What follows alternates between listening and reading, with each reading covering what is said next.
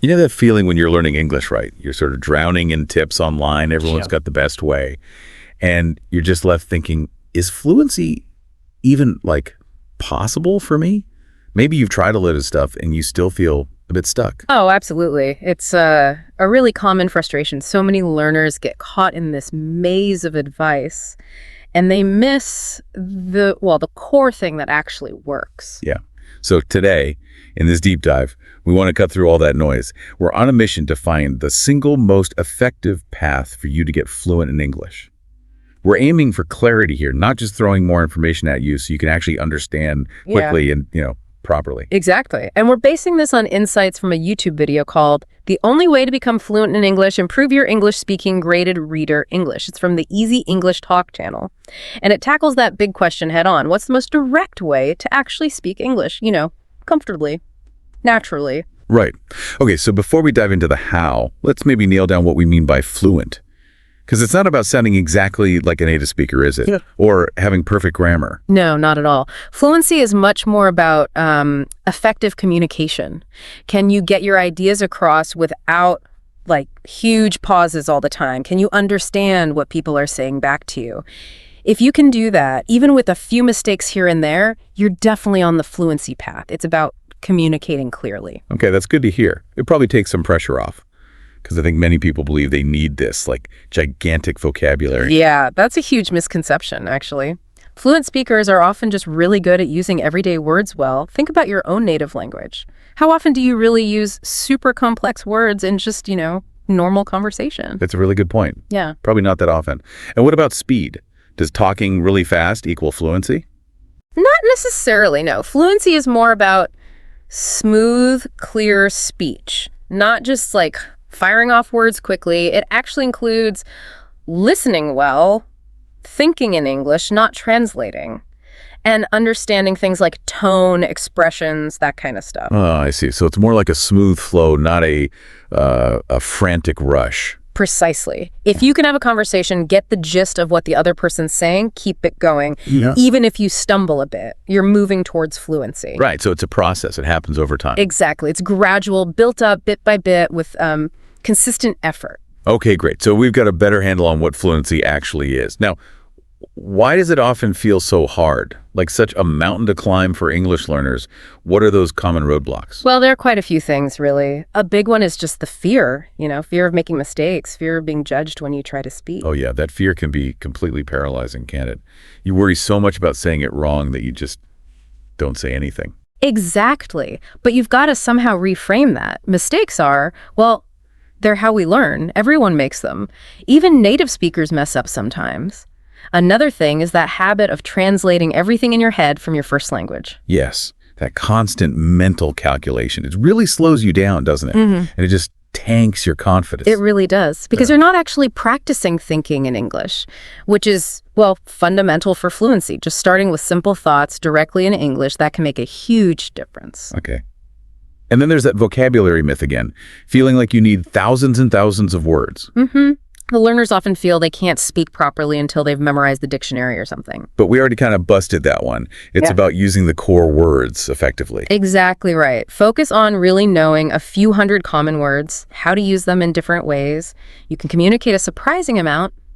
Then there's the lack of practice partners, feeling like you're learning all alone. Yeah, that feeling of isolation can be really tough. If you've got nobody to talk to, how are you supposed to get better at talking? It's a really valid concern. And we are actually going to talk about some practical ways you can practice, even by yourself, a bit later on. Good. And finally, there's just that, low confidence. Believing that fluency is only for people with some special talent for languages. Oh, that's such a limiting belief, isn't it? It stops people before they even really start trying. Absolutely. Fluency isn't some magic gift. It's about consistency. It's about showing up and doing the practice every day. It's effort, not just talent. Okay, so those are the challenges. Let's flip it now.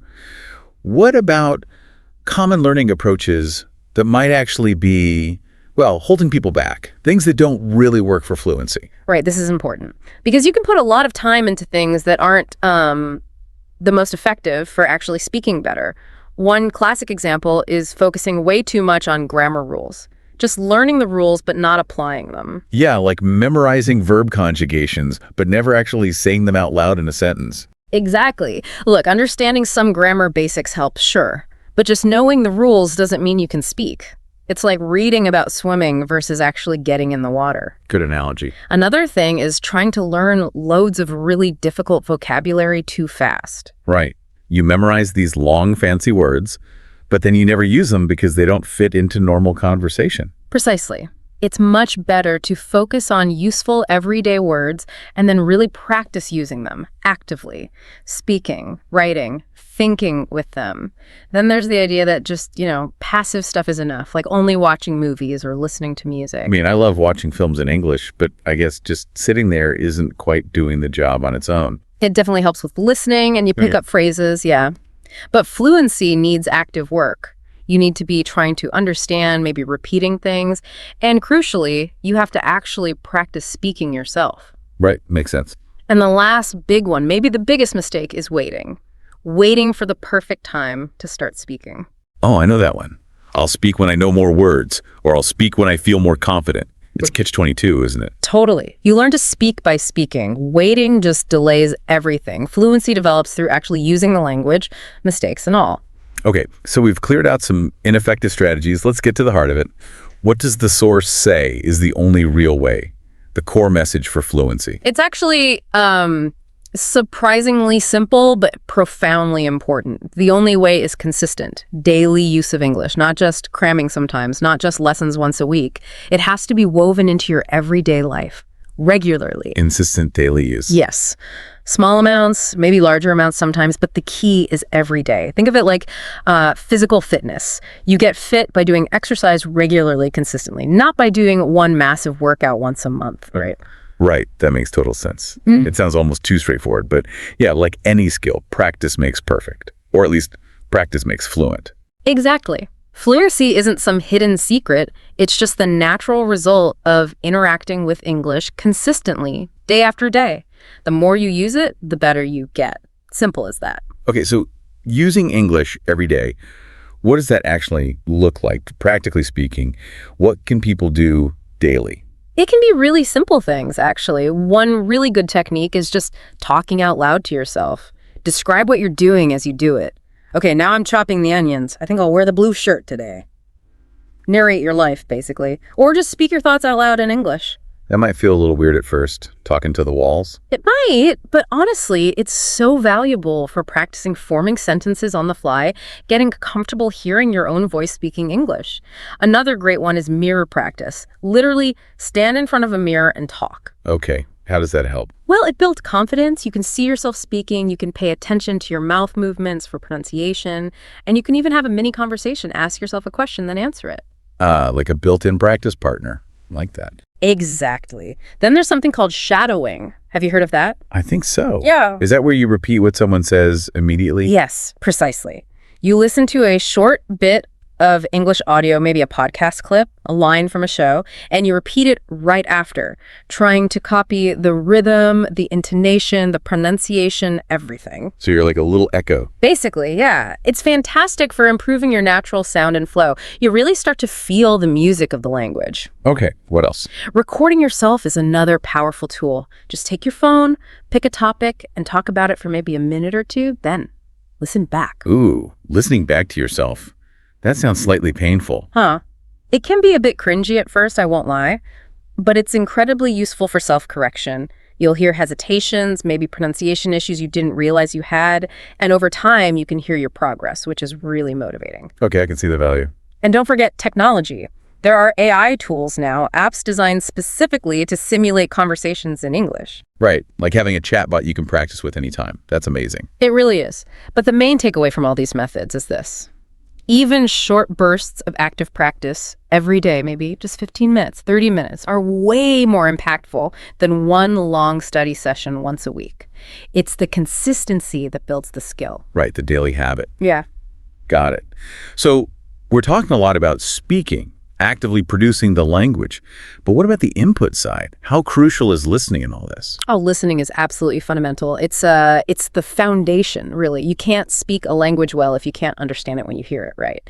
Listening trains your ear. It helps you get used to the sounds, the rhythm, the intonation, how English naturally flows. It builds that internal model of the language. Like creating a mental map of how English is supposed to sound. Exactly that. And when you listen regularly, podcasts, music, whatever, you start to absorb vocabulary, common phrases, sentence structures, almost without realizing it. You just soak it up. But it needs to be active listening, ideally. Okay, what's the difference? Active versus passive listening. Passive is just having it on in the background, maybe not really paying attention. Active listening means you're engaged. Maybe you pause the audio and repeat a phrase you liked. Maybe you write down a new word you hear.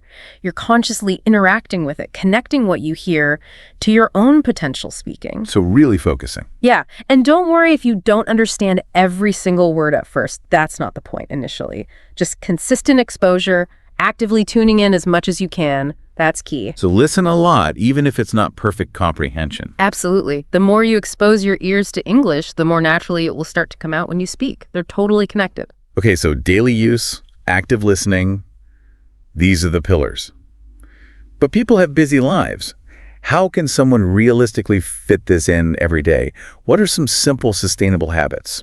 It really is about finding those small pockets of time and integrating English into things you already do. Like we said, maybe just 5 minutes of talking to yourself in the morning while you make coffee.